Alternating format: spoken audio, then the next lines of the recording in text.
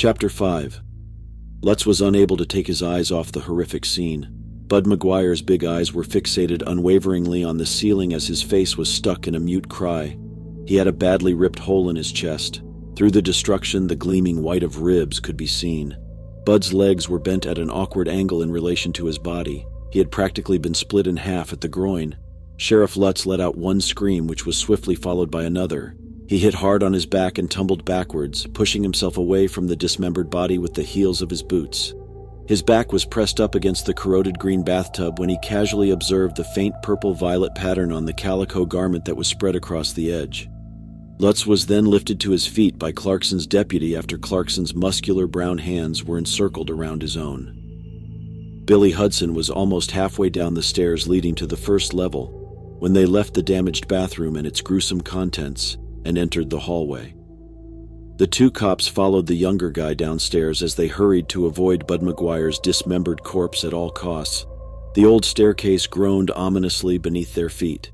Lutz stormed down the porch stairs after bursting through the still-open front door. His skin felt very soft in the muggy summer air. He knelt down and dug his hands into the rough gravel of the path as his lungs heaved from the struggle to take in fresh air. Billy and Deputy Clarkson's footsteps could be heard coming down the stairs and into the front yard. Thankfully, everyone were quiet while Lutz struggled to fend off waves of heat and chill that kept alternating across his body. Lutz realized he was experiencing a panic attack from afar, as if he were watching someone else from a great height. He moved his weight with trembling arms till he was seated on the grass next to the front path. He sat there, his legs up to his forehead, taking in the night air as the dry grass crackled. The silence was broken by a cricket chirping nearby. There were still crickets chirping. This was a motivating concept in some way. Lutz lifted his head and briefly regarded the nighttime sky. Even though the sun wouldn't rise for another few hours, the sky was completely dark save the hundreds of sparkling stars. Lutz inhaled deeply and held it for a long minute before gradually letting it out. He did this steady breathing twice more before groggily rising to his feet, both knees buckling in protest. He looked at his buddies, both of whom had stayed silently close by throughout, and dusted dried grass from the uniform pants. Lutz gave a brief nod of appreciation before resuming his role as sheriff. None of them would mention his momentary breakdown, but they could all sense a change in the air that made them feel as though a new connection had just been formed.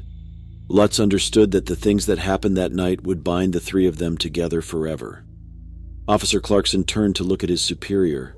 "Are you interested in exploring the remainder of the property, attempt to locate the rest of the family?" Lutz almost immediately started to shake his head. "No, what we were seeking for was discovered. Officially, this is a crime scene. There are 2 barns and at least 10 structures on the 40-acre farm as well. More males are required." "Do you want Miller and Sanchez called in?" Clarkson inquired. When Lutz shook his head and said, "Yeah, we'll call them in when we get back to the station," he nodded. "No radio signal worth a damn out here. In addition, I believe we should call the mayor's office as well. We're going to need the forensic specialists in Davenport, Iowa City, or wherever the heck they are." Sheriff Lutz then started to make his way back the direction they had come. He turned his head once again to the McGuire farmhouse's darkened windows, which appeared to be towering eyes in the dimming light from their flashlights. As the 3 guys made their way back to the car, his boots crunched across the coarse gravel of the lengthy driveway. Their view was obscured by the sickly yellow maze, which even in this unhealthful state was much taller than a man.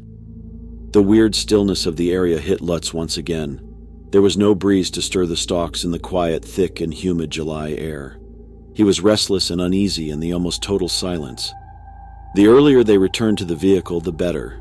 Billy, who hurried up to Lutz with his weapon held freely in one hand now that they had left the farmhouse, must have had a similar sentiment.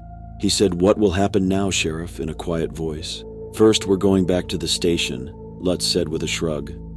"In a secured box in my office, I keep a bottle of Lagavulin 16 whiskey. The day I started my job, Sheriff Bradley gave me the bottle. He then informed me that this particular whiskey was smoky and peaty enough to burn off even the worst night of your life, told me that the night would come eventually when I would need it. Every night it sat in its wooden box until I truly began to believe that day would never come. But it did come, so tonight I'm going to crack up that bottle and take a sip. And if you like, you may join me for a drink."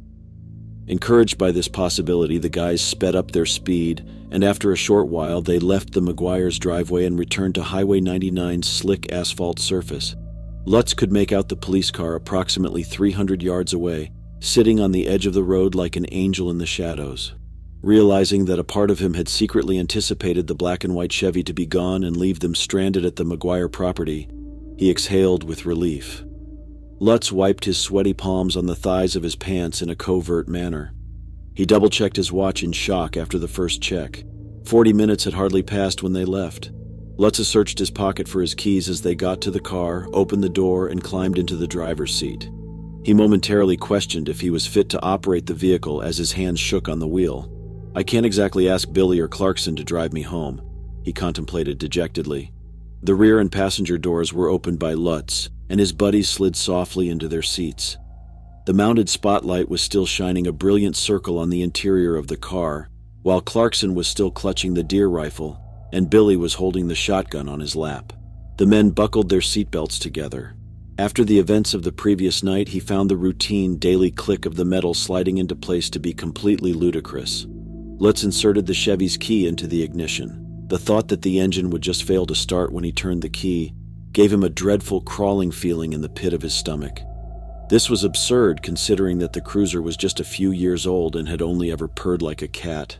Nevertheless, the automobile wouldn't start just now tonight, because leaving by car simply couldn't be as simple. The motor roared to life as soon as the key was turned, like it usually did. Two broad beams of light were projected into the darkness surrounding them by the front headlights when they turned on. A pair of brilliant crimson eyes could be seen reflecting back, perilously high against the skeleton pines of the woodland. The first to scream and cry out in horror was Clarkson, who covered his face with his hands. Lutz's voice seemed to have totally shut itself off, making it impossible for him to shout. He opened his lips in fear, but all that came out was a choked-out choking sound. Billy was attempting to exit the police car, but the doors would only open from the outside because he was in the rear. When he couldn't roll down the window, he attempted to panic and kept slamming his fist on the glass, but it didn't work either. Billy drew back and elevated the shotgun's butt in an effort to smash it through the car's glass. "No!" Never averting his gaze from the brilliant red orbs observing them from the jungle, Lutz yelled. He slammed the clutch in and prayed for the car to not stall to anyone who might be listening. The automobile started to move slowly when he put the gear shift into first and gave the engine some juice. He didn't stop gazing at the crimson eyes that were 20 feet above them the entire time. They fixedly turned to face us, their eyes sparkling with an evil intelligence.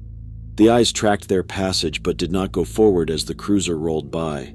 Lutz kept his eyes glued to the rearview mirror as he waited for a hungry animal to charge up from behind them. However, nothing was there. The eyes dwindled into the woods as the night's blackness overcame them. Lutz put one hefty boot on the gas, now determined to put as much distance between himself and the Maguire farm as he could. He didn't let up on the gas pedal and unhunch his shoulders until 10 miles later, when he could see the lights of Harry Gibson's gas station. They approached the sheriff's station's darkened windows 10 minutes later in their vehicle. The three guys sat in quiet while Lutz turned off the cruiser's engine. Henry Clarkson finally spoke after a considerable pause. "What was that thing?" he started, but Lutz stopped him with a hand up. Lutz shook his head and headed outdoors after loudly creaking open the cruiser's door. Lutz was being accused of serious wrongdoing by every muscle in his body, and he knew he would pay for it the next day. He entered the sheriff's office after unlocking the door. He was nearly moved to tears by the cozy surroundings of the dark sheriff's office. The accustomed jumble of desks and chairs is illuminated by dull, yellowish security fluorescents that are weakly humming. He crossed the bullpen to the corner office at the back of the station without having to switch on the main lights and entered his office. For the first time in 10 years, Lutz opened a little wooden box that was on the bookshelves against the far wall. The bottle of Lagavulin 16, which the retiring Sheriff Bradley had given him on his last day in office, was nestled against a black piece of silk. "One day you're going to require it." Lutz gestured for Clarkson and Billy to join him in front of the entrance to his office. They had both followed him into the station and were now standing there quietly. 3 glasses were brought by Clarkson from the little kitchen, and he gently placed them on Lutz's desk's discolored wood. In his black office chair, Andrew Lutz slumped heavily. After removing the scotch bottle's lid, he poured 3 fingers into each glass. In the low light, the amber liquid glittered faintly. As he lifted his glass and the two guys in front of him raised theirs, the pungent, peaty aroma of the alcohol cut into his nostrils. "Drink up," he urged. All three of them filled their glasses in a single fluid motion. His stomach followed a burning path left by the scotch, to destroy the nightmares. He grabbed for the glass refilled.